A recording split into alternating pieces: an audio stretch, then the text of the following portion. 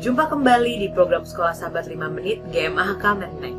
Program ini dibuat untuk memastikan jantung kerohanian kita tetap berdetak.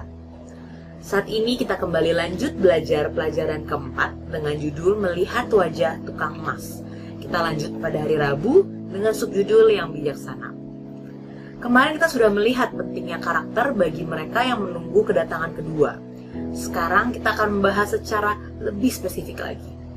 Apabila kita membaca di Daniel 12 ayat 1-10, di situ Daniel diberitahu bahwa tepat sebelum Yesus datang akan ada masa kesusahan. Di situ kita bisa melihat gambaran tentang orang fasik dan orang benar. Dikatakan orang fasik akan berlaku fasik, sementara orang benar akan bersinar terang. Orang fasik dikatakan tidak mengerti, sementara orang benar adalah bijaksana dan mengerti. Jika kita coba pahami lebih dalam, mengerti apa yang dimaksud di sini? Bijaksana seperti apa? Apakah mengerti tentang matematika, tentang IPA, tentang IPS? Mengerti apa sih yang dimaksud di sini? Amsal mengatakan, takut akan Tuhan adalah permulaan pengetahuan. Jadi mungkin dalam konteks ini di Daniel, di mana membicarakan masa kesusahan sebelum Yesus datang, mengerti yang dimaksud adalah memiliki pemahaman tentang peristiwa terakhir ini, tentang waktu kesesakan. Jadi orang benar tidak terkejut, karena melalui pembelajaran tentang firman Tuhan, mereka tahu itu akan datang. Mereka tahu waktu kesesakan akan datang. Dan mereka juga cukup tahu untuk membiarkan masa sulit ini memurnikan dan membersihkan mereka.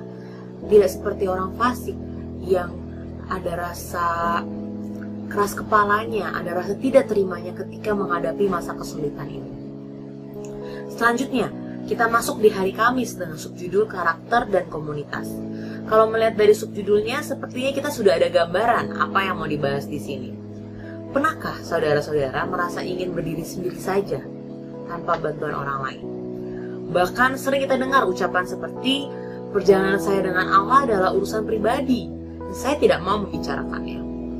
Tapi yang harus kita ingat saudara-saudara, Paulus menggambarkan gereja sebagai sebuah tubuh. Yesus adalah kepala dan yang lain adalah umatnya.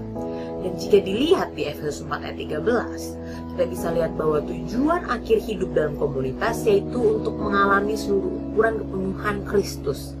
Itu artinya kita saling membutuhkan satu sama dengan yang lain. Kita membutuhkan saudara-saudara lain di gereja, dan kita juga dibutuhkan oleh saudara-saudara lain di gereja. Memang sangat mungkin kita sebagai orang Kristen sendirian. Seperti yang kita ketahui, selama berabad-abad banyak orang Kristen yang diejek, dianiaya, sehingga berdiri sendiri itu terkadang tidak bisa dihindari.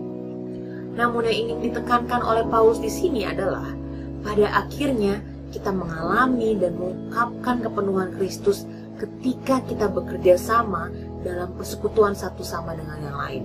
Kata kuncinya di sini adalah kita bekerja sama. Pelajaran di hari Jumat mengingatkan kita bahwa pembangunan tabiat adalah tugas terpenting yang pernah dipercayakan kepada manusia.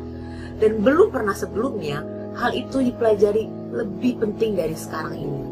Jadi maksudnya memang pembangunan tabiat ini adalah hal yang sangat penting untuk kita lakukan, terlebih pada keadaan kita yang sekarang ini, di mana kita menghadapi bahaya yang begitu besar. Dan karakter tidak bisa dipindah tangankan, tidak bisa dijual belikan. Kita harus mengusahakannya. Tuhan telah memberikan kepada setiap individu kesempatan untuk memperoleh karakter yang saleh melalui jam-jam pencobaan. Tetapi dia tidak menyediakannya hingga satu individu bisa memberikan karakternya kepada orang lain. Tidak bisa satu individu yang berproses kemudian diberikan kepada orang lain. Jadi kita harus membangun karakter tersebut melalui pelajaran-pelajaran dari guru yang agung, sehingga dapat menunjukkan kesabaran dan dapat menjalankan keyakinan. Demikian pelajaran Sekolah Sahabat 5 Menit kita pada hari ini. Kiranya Tuhan memberkati kita semua.